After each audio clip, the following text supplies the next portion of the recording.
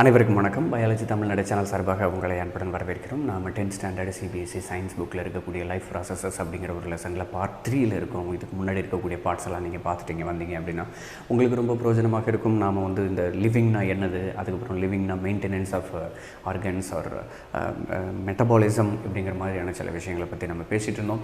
So அதில் எனர்ஜியை வெளியில் இருந்து தான் ஆர்கானிசம்ஸ் எடுத்துக்கொள்கிறது ஃபுட் மெட்டீரியல்ஸ் மூலமாக. அதுதான் நியூட்ரிஷன் அப்படின்னு சொல்லிட்டு இதுக்கு முன்னாடி இருக்கக்கூடிய பார்ட்ஸ்லாம் நம்ம பார்த்தோம். ஸோ அப்போ இந்த இடத்துல நாம் அதை கண்டினியூ பண்ணுற விதத்தில் சோர்ஸஸ் ஆஃப் எனர்ஜி அப்படிங்கிறது it will B varied to organism. ஒரு ஆர்கானிசம் வெளியிலிருந்து ஃபுட் மெட்டீரியல்ஸை எடுக்குது அப்படின்னாக்க, ஒரு ஆர்கானிசம் இருக்கிற எல்லா ஆர்கானிசமும் ஒரே டைப் ஆஃப் ஃபுட்டாக சாப்பிடுது. மனுஷங்களே பார்த்திங்க அப்படின்னாக்கா ஒவ்வொருத்தனுக்கும் ஒவ்வொரு ஃபுட்டு தேவைப்படுது இல்லையா? ஸோ அப்போ ஒவ்வொரு ஆர்கானிசமும் பார்த்திங்கன்னா டிஃப்ரெண்ட் கைண்ட்ஸ் ஆஃப் ஃபுட் மெட்டீரியல்ஸை சாப்பிடுது. இப்போ ஆடு இருந்துச்சு அப்படின்னாக்கா புல் சாப்பிடுது, மாடும் புல் சாப்பிடுது. மனுஷங்க எடுத்துக்கிட்டிங்க அப்படின்னாக்கா நம்ம வெஜிடேரியன் சாப்பிட்றோம், நான் வெஜிடேரியன் சாப்பிட்றோம். அதே மாதிரி ஒரு புலி இருந்துச்சு அப்படின்னாக்கா அது ஃப்ளெஷ்ஷை டேரெக்டாக சாப்பிடுது. நம்மளாலலாம் அப்படி சாப்பிட முடியாது. அதே மாதிரி ஆடு மாடு சாப்பிட்ற மாதிரி நம்மளால் புல்லெல்லாம் சாப்பிட முடியாது. ஸோ அப்போ இந்த இடத்துல sources of energy is varied அப்படிங்கிற விஷயத்தை ஞாபகம் வச்சுக்கோங்க. அதுதான் ஃபர்ஸ்ட் பாயிண்ட் சொல்லுது. ரெண்டாவது என்னது அப்படின்னு பார்த்தீங்கன்னா, since the environment is not under the control of individual organism. ஏன்னா வெளியிலேருந்து வரக்கூடிய என்விரான்மெண்ட் பார்த்திங்கன்னா அந்த ஆர்கானிசத்தை வளர்க்குறதுக்கு, அந்த ஆர்கானிசத்தை மெயின்டைன் பண்ணுறதுக்கு தான் தேவை. அந்த ஆர்கானிசம் மெனக்கெடும். நமக்கு ஃபுட்டு ப்ரிப்பேர் பண்ணி கொடுக்கறதுக்காக உருளைக்கிழங்கு விளையுதான்னா இல்லை. அதே மாதிரி ஒரு நெல் வயல் இருக்குது அப்படின்னாக்கா அந்த நெல் பார்த்திங்கன்னா அந்த நெல் பிளான்ட் இருக்குது பார்த்திங்களா, பேடி பிளான்ட்டு. அந்த பேடி பிளான்ட்டு எதுக்காக அந்த பேடியை உற்பத்தி செய்யுது, எதுக்காக அந்த அரிசி அப்படிங்கிற ஒரு ரைஸ் அப்படிங்கிற ஒரு விதை அது ஒரு சீடு. அந்த சீடை உற்பத்தி செய்யுது அப்படின்னாக்கா அதனுடைய ரீப்ரொடக்ஷனுக்காக, அது டெவலப் ஆகிறதுக்காக. அப்படிங்கும்போது நமக்காக தான் அது சீடை உற்பத்தி செய்து அப்படின்ட்டுலாம் இல்லை. அது பாட்டு உற்பத்தி செய்து நாம் அதை பறித்து சாப்பிட்றோம். சரிங்களா? ஸோ அப்போ இந்த விஷயத்தை தான் இந்த செகண்ட் பாயிண்டில் கொடுத்துருக்குறாங்க. ஸோ அப்போ என்விரான்மெண்ட் அப்படிங்கிறது it is designated for individual organisms and they are helping themselves for the help. அப்படி அதாவது அந்த இடத்துல அந்த ஆர்கானிசம் அதுவே உதவி செய்து கொள்ள வேண்டும். அதற்காக இப்போ நம்ம இருக்கோம் அப்படின்னாக்கா நம்ம உடம்புக்கு என்னென்ன ப்ரோட்டீன்ஸ் தேவையோ அதை மட்டும் தான் நாம் ப்ரொடியூஸ் பண்ண முடியும். அதே மாதிரி ஒரு நெல் பிளான்ட் இருந்துச்சு அப்படின்னா, அதே மாதிரி ஒரு வாழை மரம் இருக்குது அப்படின்னாக்கா அந்த வாழை மரம் அதற்கு தேவையான உணவுப் பொருட்களை மட்டும்தான் அது செய்கிற மாதிரியாக டிசைன் செய்யப்பட்டிருக்கு. ரைட்டா? அப்போ அந்த இடத்துல நீங்கள் அதை போய் எடுத்து சாப்பிட்றீங்க அப்படிங்கிற மெத்தட் அப்படிங்கிறது இட் வில் பி வேரிடு அப்படிங்கிறத ஞாபகம் வச்சுக்கோங்க. ஸோ அப்போ இந்த இடத்துல environment is not under the control of individual organism. So that each and every organism they are having different kinds of food habits. அதை ஞாபகம் வச்சுக்கோங்க. இது எதுக்காக நம்ம பண்ணுறோம் அப்படின்னு பார்த்தீங்க அப்படின்னாக்கா, அந்த ஃபுட்டை நம்ம எடுத்துக்கிடுவோம். எடுத்துகிட்டு அது நம்ம மெயின்டெனன்ஸ்க்காக பயன்படுது அப்படின்னு நம்ம சொல்கிறோம். அந்த ஃபுட்டை நம்ம எடுத்ததுக்கப்புறம் அது எப்படி எனர்ஜியாக கன்வெர்ட் ஆகுது அப்படின்னா, அந்த ஃபுட் மெட்டீரியல்ஸில் இருக்கக்கூடிய கார்போஹைட்ரேட்ஸ் பிரேக் ஆகி அந்த கார்போஹைட்ரேட்ஸ் குளுக்கோஸாக மாறி அந்த குளுக்கோஸ் பிரேக் ஆகி அதிலிருந்து தான் எனர்ஜி கிடைக்கும் அப்படின்னு சொல்லி நமக்கு சின்ன பிள்ளையில் சொல்லி கொடுத்துருப்பாங்க. 8th ஸ்டாண்டர்டில் நம்ம படிச்சிருக்கிறோம். இந்த இடத்துல அந்த விஷயத்தை மைண்டில் வச்சுக்கிட்டு தான் need to be broken down or build up. broken down அப்படிங்கிறது இப்போ நான் சொன்னேன். பில்டப் அப்படின்னு என்னது, ஃபோட்டோசிந்தசிஸை மென்ஷன் பண்ணுறாங்க. so many raw materials are there for photosynthesis like CO2, water, then chloroplast. they are all sunlight. they are all united to form a single molecule glucose. அந்த glucose single மாலிகுலாக முதல்ல உருவாகும். தொடர்ச்சியாக இந்த ஃபங்க்ஷன் நடக்க more number of glucose molecules are united to form carbohydrates and it will be stored in the seeds or some storage organs of the plants. So இப்போ இந்த இடத்துல பில்டப் அப்படிங்கிறது ஃபோட்டோசிந்தசிஸை குறிக்குது. broken down அப்படிங்கிற வார்த்தை ரெஸ்பிரேஷனை குறிக்குது. ரெஸ்பிரேஷன் அப்படிங்கிறது break down process. Glucose will be broken down to form energy is called as respiration. Likewise, many of the raw materials they are needed for photosynthesis and they are united to go for glucose formation இப்படிங்கிறத ஞாபகம் வச்சுக்கோங்க. அதுதான் build up process. இந்த ரெண்டு ப்ராசஸும் நடந்தாகணும். சில plans, சில organisms build up பண்ணி அந்த ஃபுட் மெட்டீரியல்ஸை எடுத்துக்கிடும். சில ஆர்கானிசம் அதை எடுத்து தனக்குள்ளேயே பிரேக் டவுன் பண்ணி அதை எனர்ஜியாக கன்வெர்ட் பண்ணிக்கிடும். அதுக்காக பிளான்ஸில் எடுத்துக்கிட்டீங்க அப்படின்னாக்கா அந்த ஃபோட்டோசிந்தசிஸ் நடந்து முடித்த உடனே குளுக்கோஸ் மாலிகுல் ப்ரொடியூஸ் ஆகும்ல. பிளான்ஸ்லேயும் ரெஸ்பிரேஷன் நடக்கும், ஞாபகம் வச்சுக்கோங்க. பிளான்ஸில் ஃபோட்டோசிந்தசிஸ் மட்டும்தான் நடக்கும் அப்படின்ட்டுலாம் இல்லை. பிளான்ட்டில் ரெஸ்பிரேஷனும் நடக்கும். அதாவது breakdown of food substances that also will be performed in the plants also. ஞாபகம் வச்சுக்கோங்க. So here must be finally converted to uniform source of energy. இந்த வார்த்தை தான் ரொம்ப முக்கியம், யூனிஃபார்ம் சோர்ஸ் ஆஃப் எனர்ஜி. இப்போ ஒரு ஆர்கானிசம் வந்து உணவை சாப்பிடுது அப்படின்னு வச்சுக்கலாம். So any kind of organism they are eating food. அந்த ஃபுட் வந்து பார்த்திங்கன்னா it will be broken down to form energy. அந்த எனர்ஜி அப்படிங்கிறது வந்து உலகம் பூரா இருக்கக்கூடிய எல்லா ஆர்கானிசத்துலேயும் சேம் மாலிகூல் தான். அது என்ன மாலிகூல் அப்படின்னு பார்த்திங்கன்னா ஏடிபி, அடினோசின் ட்ரைபாஸ்பேட்னு படிச்சிருப்பீங்க. சின்ன பிள்ளைகள் படிச்சிருப்பீங்க 8th ஸ்டாண்டர்ட்லையோ அல்லது 7thலையோ. இந்த ஏடிபி அப்படிங்கிறது தான் energy molecule. So any kind of food substance it will be broken down to form ATP.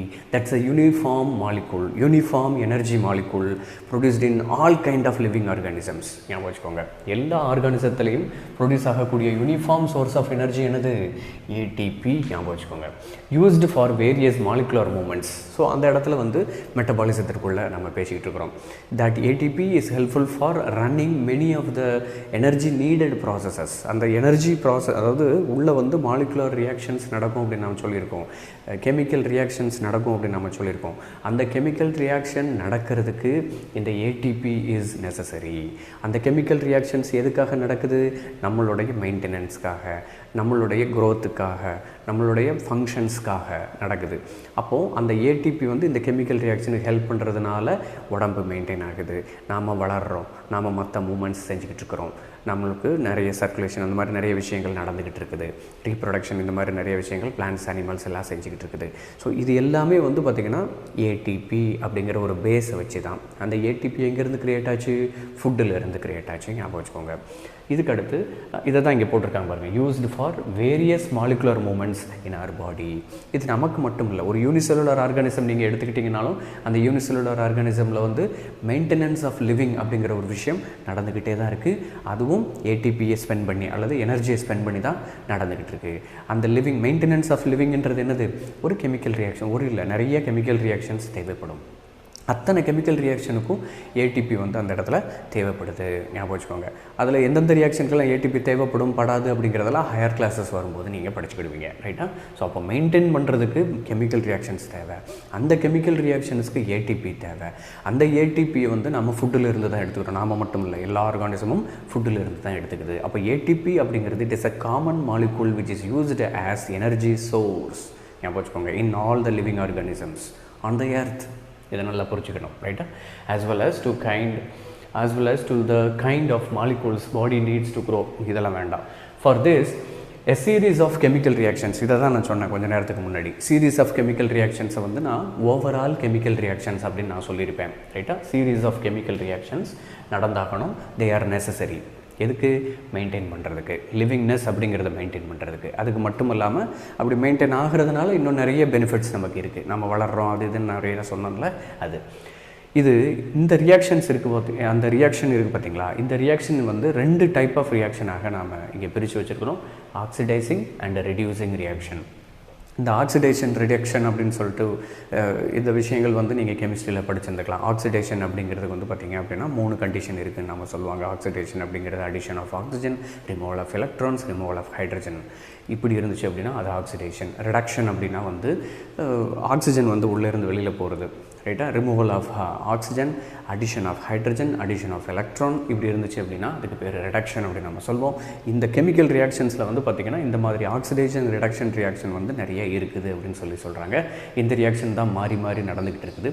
இதே மாதிரி ஆக்சிஜன் நீடட் ப்ராசஸ் அப்படின்னு சொல்லிட்டு சில ப்ராசஸஸ் இருக்குது. அந்த ப்ராசஸ்க்கு வெளியிலேருந்து தான் ஆக்சிஜன் உள்ளே வந்தாகணும். ஞாபகம் வச்சுக்கோங்க. ரைட்டா? Any kind of organism they need oxygen for their survival. ஏன்? Because oxidising reactions are performed in the cell or all the cells of the organism. ஒரு செல் உயிரினமாக இருந்துச்சு அப்படின்னா அந்த ஒரு செல்லுக்குள்ளே ஒன் செல், அதாவது யூனிசெல்லுலர் ஆர்கானிசமாக இருந்துச்சுன்னா அந்த யூனிசெல்லுலர் ஆர்கானிசத்திற்கும் இந்த ஆக்சிஜன் கண்டிப்பாக தேவை. சம்டைம்ஸ் ஆனரோபிக் ரெஸ்பிரேஷன் பண்ணக்கூடிய சில பாக்டீரியாஸ்லாம் இருக்குது, அதெல்லாம் இதுக்கு விதிவிலக்காக இருக்கும். அதில் ரிடக்ஷன் அப்படிங்கிற ஒரு ப்ராசஸ் நடக்கும். ஞாபகம் வச்சுக்கோங்க. ஸோ இப்போ இந்த இடத்துல ஆக்சிடைசிங் அப்படிங்கிற ஒரு வினை நடப்பதற்கு ஆக்சிஜன் தேவை. அது வெளியிலிருந்து தான் வந்தாகணும் அப்படிங்கிற ஒரு விஷயத்தை கொடுத்துருக்குறாங்க. Use it in the process of break down of food. இதை தான் நான் ஏற்கனவே சொன்னேன். Food materials will be broken down with the presence of oxygen to produce energy. That process is called as respiration. ரைட்டா? நெக்ஸ்ட் வந்து பார்த்திங்க அப்படின்னாக்கா single celled ஆர்கானிசமில் என்ன நடக்குது அப்படின்னு பார்த்திங்கன்னா ஆர்கன்ஸ் வந்து கிடையவே கிடையாது. இப்போ நமக்கு இருக்கிறோம் அப்படின்னு பார்த்திங்கன்னா, நமக்கு வந்து ப்ரீத்திங் பண்ணுறதுக்கு லங்ஸ் இருக்குது. அதே மாதிரி நமக்கு டைஜஷன் பண்ணுறதுக்கு டைஜஸ்டிவ் சிஸ்டம் தனியாக இருக்குது, டிரான்ஸ்போர்ட்டுக்கு தனியாக சிஸ்டம் இருக்குது, ரீப்ரொடக்ஷனுக்கு தனியாக சிஸ்டம் இருக்குது, எக்ஸ்க்ரீஷனுக்கு தனியாக சிஸ்டம் இருக்குது. ஆனால் ஒரு யூனிசெல்லுலர் ஆர்கானிசம் இருந்துச்சு அப்படின்னா, அந்த யூனிசெல்லுலர் ஆர்கானிசம் ஒரே ஒரு செல் மட்டும்தான் எல்லா ஃபங்க்ஷனையும், இப்போ நம்ம சொன்ன எல்லா ஃபங்க்ஷனையும் பண்ணி ஆகணும் அப்படிங்கிறத ஃபஸ்ட்டு பாயிண்டில் கொடுத்துருக்காங்க. Single celled organism, no specific organs for taking the food, exchange of gases, removal of waste. removal of waste அப்படிங்கிறது தான் excretion, exchange of gases அப்படிங்கிறது breathing, taking the food அப்படிங்கிறது nutrition. இந்த 3 விஷயத்திற்கும் அந்த செல்லு மட்டும்தான் செஞ்சாகணும். நமக்கு பார்த்திங்கன்னா டிஃப்ரெண்ட் கைண்ட்ஸ் ஆஃப் ஆர்கன்ஸ் இருக்குது, சரிங்களா? ஸோ அப்போது அதை தான் இந்த ஃபஸ்ட் பாயிண்டில் கொடுத்துருக்காங்க. என்டையர் சர்ஃபேஸ், இப்போ வந்து ஒரு செல் இருக்குது அப்படின்னா அந்த செல்லினுடைய என்டையர் சர்ஃபேஸுமே வந்து it has been connected with the environment. அதுக்குன்னு தனியாக வந்து ப்ரீத்திங்க்கு தான் ஆர்கன் கிடையாது. அப்போ கேஸஸ் எக்ஸ்சேஞ்ச் அந்த செல்லில் எந்த வழியாக வேணாலும் போகலாம், எந்த வழியாக வேணாலும் வெளியில் போகலாம், உள்ளே வரலாம், வெளியில் போகலாம். அப்படி இருக்கிறது தான் entire surface. It is functioning for breathing, exchange of gases, removal of waste, then nutrition. இந்த ஃபங்க்ஷனை பண்ணுறது டோட்டல் செல்லுமே பண்ணும், சரிங்களா? Of the organism is in contact with the environment. இதை தான் நான் சொன்னேன். The total cell, it is communicating with the environment for these three functions. சரியா? But what happens when the body size of the organism increases, all the cells may not be in direct contact with the surroundings. இப்போ நாம் இருக்கோம் அப்படின்னாக்கா, இப்போ இவ்வளோ நேரம் நம்ம வந்து யூனிசெல்லுலர் ஆர்கானிசம் வந்து எப்படி எக்ஸ்சேஞ்ச் பண்ணுதுன்றதை பேசணும். அப்போ இந்த இடத்துல வந்து பார்த்திங்கன்னா ஒரு மனுஷன் இருக்கான். அந்த மனுஷனில் வந்து organs R well developed. All the organs R not at all connected with the environment. Only one organ, especially பார்த்திங்கன்னா இந்த டிஃப்யூஷனுக்கு பண்ணக்கூடிய நம்ம லங்ஸ் இருக்கு இல்லையா, அந்த லங்ஸ் தான் வந்து பார்த்திங்கன்னா என்விரான்மெண்ட் கூட கனெக்ட் ஆகிருக்கும். அப்போ அந்த ஆர்கன் மட்டும்தான் கேஸஸ் எக்ஸ்சேஞ்சை பண்ணும். அப்போ அந்த ஆர்கன்லேருந்து மற்ற ஆர்கனுக்கு வந்து அல்லது மற்ற செல்ஸுக்கு வந்து உடம்பு பூரா இருக்கக்கூடிய எல்லா செல்ஸுக்கும் அந்த ஆக்சிஜன் போயாகணும், கரெக்டாக? அதுக்கு தான் நமக்கு டிரான்ஸ்போர்ட்டேஷன் அப்படிங்கிற ஒரு விஷயம் இருக்குது, பிளட்டு அப்படிங்கிற ஒரு விஷயம் இருக்குது. பிளட் என்ன செய்யும்? அந்த லங்ஸில் இருக்கிற ஆக்சிஜனை எடுத்து கொண்டு போய் எல்லா செல்லுக்கும் கொண்டு போய் போட்டுரும், சரிங்களா? அதே மாதிரி எல்லா செல்லுலையும் இருக்கக்கூடிய கார்பன் டை ஆக்சைடை எடுத்து கொண்டு வந்து லங்ஸுக்கு கொண்டு வந்து போட்டுருவாங்க. யார்? பிளட்டு. ஸோ அப்போது இது டிரான்ஸ்போர்ட்டேஷன் சிஸ்டம். இந்த சிஸ்டம் வந்து இல்லாத ஆர்கானிசம்ஸ் இருக்குது. அந்த ஆர்கானிசமில் என்ன நடக்கும்? ஒரு ஆர்கன் மாதிரி ஒரு சிஸ்டம் இருக்குது, ஒரு பிளான்ட் இருக்குதுன்னு வச்சுக்கோங்களேன். அந்த பிளான்ட்டில் வந்து பார்த்திங்க அப்படின்னாக்கா ஸ்டொமேட்டா அப்படிங்கிற ஒரு பகுதி இருக்கும். அதுதான் வந்து ஆக்சிஜனை வாங்கும். அந்த ஆக்சிஜனை வாங்கினதுக்கப்புறம் அங்கேருந்து டிரான்ஸ்போர்ட்டேஷன் சிஸ்டம் இருக்கான்னா சைலம் அண்ட் ஃப்ளோயம் தான் இருக்குது. பட் சைலம் வந்து வாட்டர் கண்டக்ஷன், ஃப்ளோயம் வந்து ஃபுட் கண்டக்ஷன். அந்த ஆக்சிஜனை யார் கண்டக்ட் பண்ணுறது அப்படின்னா they are moving through simple diffusion.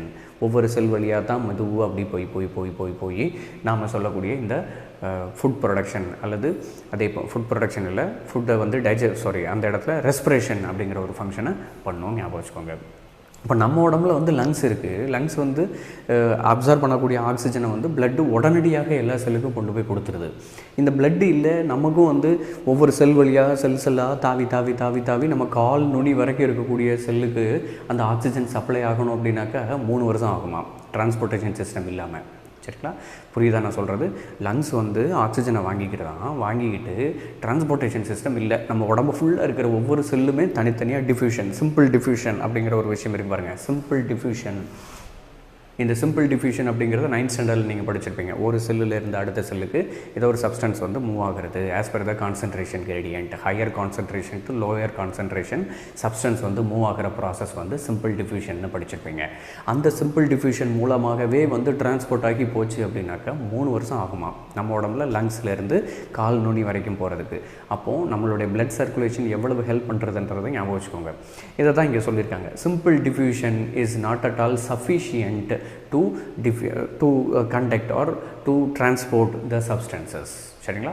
transport the substances, especially the oxygen and food substances. நம்ம சாப்பிட்ற ஃபுட் சப்ஸ்டன்ஸ் இருக்குல்ல, அந்த ஃபுட் சப்ஸ்டன்ஸ் வந்து நமக்கு டைஜஸ்டிவ் சிஸ்டமில் இன்டெஸ்டைனுக்குள்ளே போகுது. இன்டெஸ்டைன்லேருந்து எங்கே போகும்? பிளட்டுக்குள்ளே தான் போகும். பிளட் என்ன செய்யும்? உடம்பு பூரா இருக்கிற எல்லா செல்ஸ்குள்ளேயும் அந்த ஃபுட் மெட்டீரியல்ஸை கொண்டு போய் போட்டுரும், சரிங்களா? சிம்பிள் டிஃப்யூஷன் மூலமாலாம் அது நடக்கிறதுக்கு வாய்ப்பு இல்லை. ஸோ அப்போது இந்த இடத்துல என்ன சொல்ல வராங்க கடைசியாக அப்படின்னு பார்த்தீங்கன்னா, when the body size of the organism increases, all the cells may not be in direct contact with the surroundings or with the environment. அப்போ இந்த இடத்துல simple diffusion will not meet the requirements. Simple diffusion வந்து அதாவது சஃபிஷியண்ட்டாக இருக்காது, போதுமானதாக இருக்காது. அப்போ அந்த இடத்துல நமக்கு ஆர்கன் சிஸ்டம் வந்து தேவைப்படுது அப்படிங்கிறத தான் இங்கே கன்க்ளூட் பண்ணியிருக்காங்க. மேலும் பல தகவல்களை தெரிந்து கொள்வதற்கு பயாலஜி தமிழ்நாடு சேனலை சப்ஸ்கிரைப் பண்ணுங்கள். நன்றி, வணக்கம். பலருக்கு சேவை செஞ்ச நீயும் ஒரு ஹீரோடா. ஒரு கைப்பிடி சோறானாலும் ஷேர் செஞ்சு பாருடா.